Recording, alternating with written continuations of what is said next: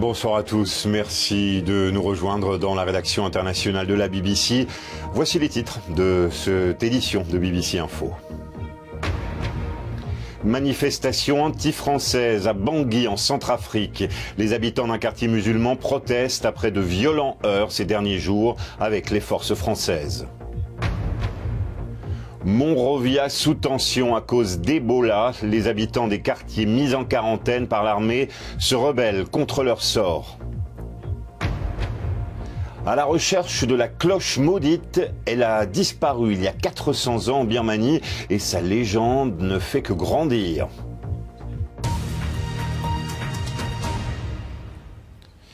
La capitale centrafricaine a renoué avec la violence cette semaine. Au moins 5 personnes ont été tuées au cours des 2 derniers jours et une trentaine blessées lors d'affrontements entre des soldats français et des hommes armés. Les incidents se sont déroulés dans le quartier du PK5, dernière enclave musulmane de la capitale. Le calme semblait revenu aujourd'hui, mais des centaines de personnes ont manifesté contre la présence militaire française en Centrafrique. Le récit de Lamine Konkobo.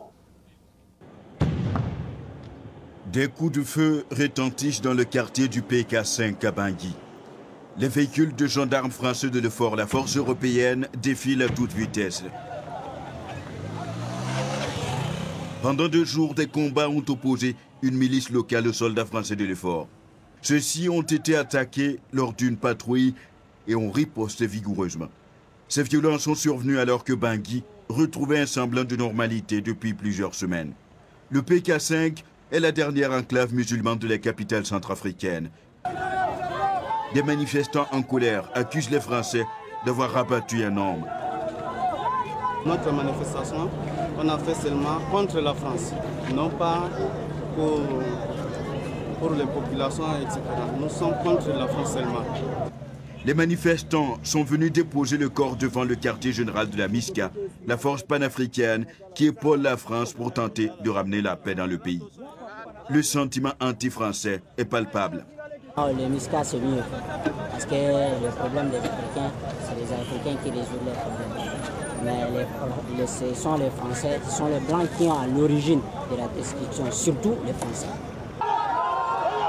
L'hôpital communautaire dit avoir reçu 5 corps, dont celui d'un volontaire de la Croix-Rouge, tué alors qu'il tentait de secourir des blessés.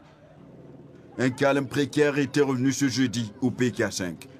2000 soldats français et 6000 soldats africains de la MISCA sont déployés en Centrafrique pour tenter de ramener la sécurité. D'ici un mois, une force de l'ONU de 12 000 casques bleus prendra le relais de cette mission. Complètement guéris, les 2 missionnaires américains malades d'Ebola et rapatriés aux États-Unis sont sortis de l'hôpital. Le docteur Ken Brantley a remercié Dieu de l'avoir épargné. Les 2 malades avaient reçu un sérum expérimental, le Zimap, à leur retour sur le sol américain après avoir contracté le virus au Libéria. Pendant ce temps, au Libéria, justement, le couvre-feu est toujours en vigueur et 2 bidonvilles de la capitale Monrovia sont maintenus en quarantaine. Dans le quartier de West Point, la police est intervenue brutalement hier contre des habitants qui dénonçaient leur isolement. Les détails, Hélène Alex. West Point, un quartier en péninsule, la mer sur 3 côtés, facile à barricader. L'un des plus grands bidonvilles du Libéria où la violence a éclaté. La police a tiré à balles réelles et a lancé des gaz lacrymogènes après avoir barricadé les accès avec des barbelés.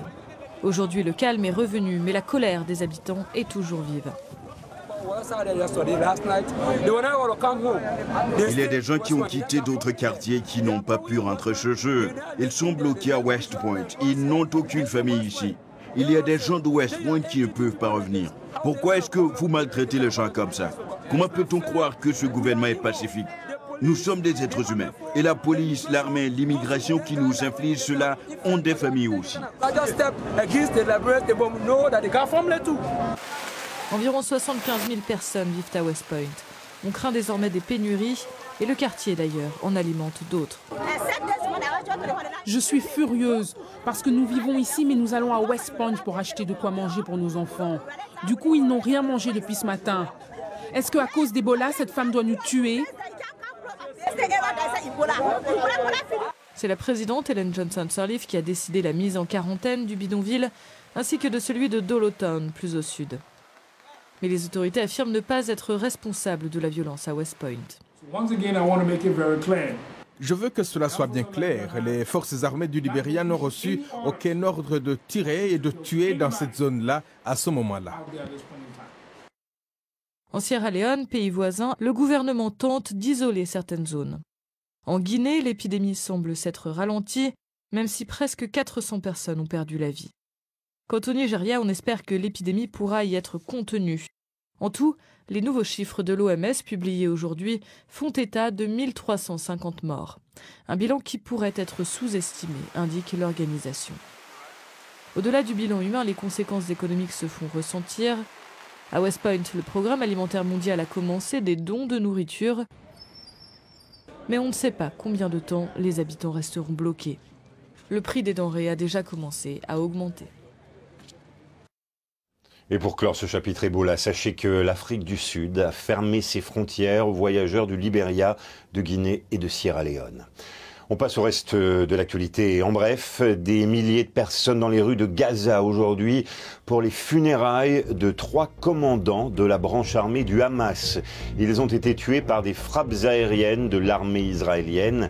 Les bombardements nocturnes ont détruit plusieurs habitations et ont fait au moins 24 morts, dont plusieurs enfants, selon les secours palestiniens. Les autorités ukrainiennes annoncent la mort de 19 soldats dans les combats avec les rebelles dans la ville stratégique de Iovaïsk. Des armes lourdes ont été envoyées dans la région par le gouvernement. Par ailleurs, les gardes-frontières ukrainiens ont commencé aujourd'hui l'inspection des premiers camions d'aide humanitaire russes bloqués à la frontière depuis une semaine. La plus grande banque américaine écope d'une amende record. Bank of America accepte de payer 17 milliards de dollars aux autorités américaines pour solder les poursuites dans l'affaire des subprimes. Ces crédits immobiliers risqués étaient à l'origine de la crise financière de 2008.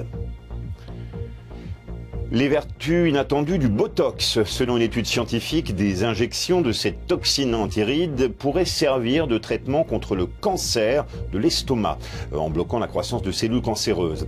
Le Botox est très prisé par les stars pour des raisons purement esthétiques.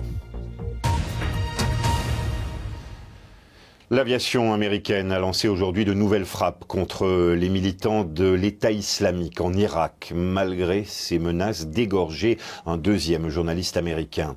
Hier, le groupe djihadiste avait diffusé une vidéo montrant la décapitation du journaliste James Foley. Washington a révélé qu'une mission secrète pour tenter de libérer James Foley en Syrie avait échoué. Emmanuel Coste.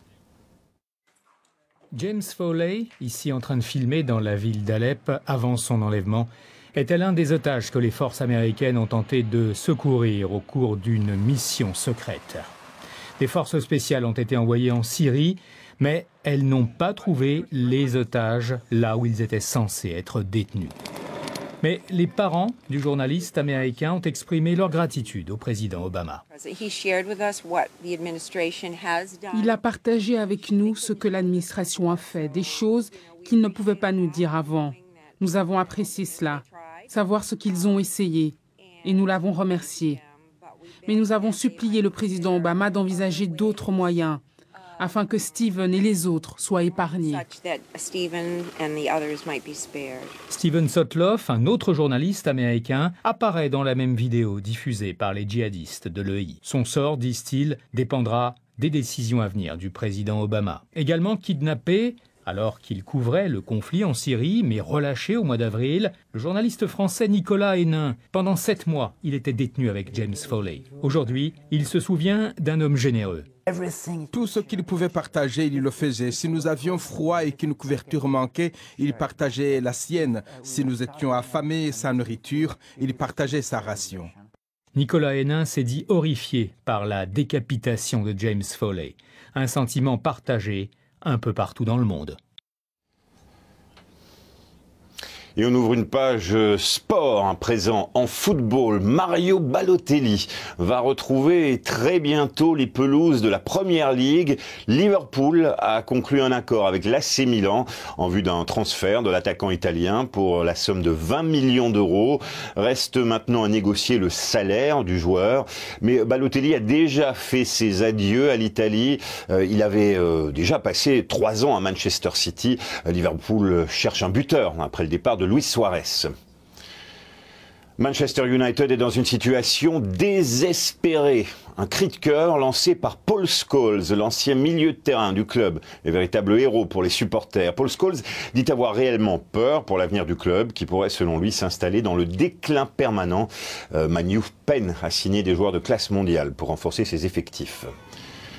Football toujours, mais du foot africain. L'entraîneur du Ghana avait prévenu qu'il serait intraitable. Eh bien, Kwesi Appiah n'a pas retenu Kevin Prince Boateng, Souleymane Tari, Michael Essien et Adam Kawase parmi ces 24 joueurs sélectionnés pour les matchs qualificatoires pour la CAN 2015 le mois prochain. L'entraîneur a indiqué qu'il voulait des joueurs exemplaires. Les Black Stars, souvenez-vous, s'étaient fait remarquer au mondial, surtout pour leur indiscipline. Et on termine par le Nigeria qui se qualifie pour la finale de la Coupe du Monde féminine de football des moins de 20 ans au Canada. Les Super Falconettes, comme on les appelle, ont infligé un score fleuve à la Corée du Nord, en demi-finale, 6-2. La jeune Ochoala a marqué 4 buts. Les championnes d'Afrique affronteront en finale l'Allemagne, qui a battu la France en demi. À la recherche de la cloche maudite, ce n'est pas le titre du dernier Indiana Jones, mais une quête bien réelle en Birmanie.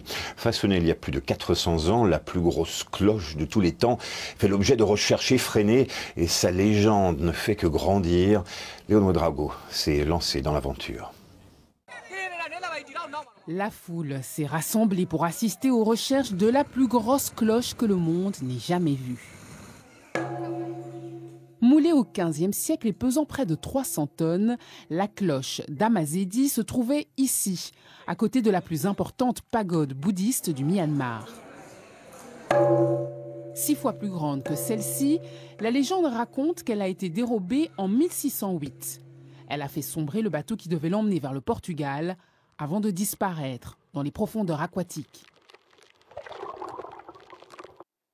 Beaucoup pensent que la recherche de cette cloche est maudite. Avant le lancement d'une nouvelle exploration, le chef de la mission explique que ce sont des forces surnaturelles des esprits bouddhistes qui empêchent sa découverte. Si nous comptons seulement sur la technologie moderne, nous devrons faire face à des problèmes. Nous devons récupérer la cloche près des esprits du dragon qui le gardent. Nous devons utiliser nos moyens traditionnels, de sorte que l'esprit du dragon ne garde pas la main sur la cloche. Sur les lieux de l'exploration, une équipe plonge dans les eaux rapides. Ici, pas de sonar, mais juste un moine placé à la proue du bateau qui donne les ordres. La tâche n'est pas facile pour les plongeurs, ils peuvent à peine voir ce qui se trouve sous l'eau.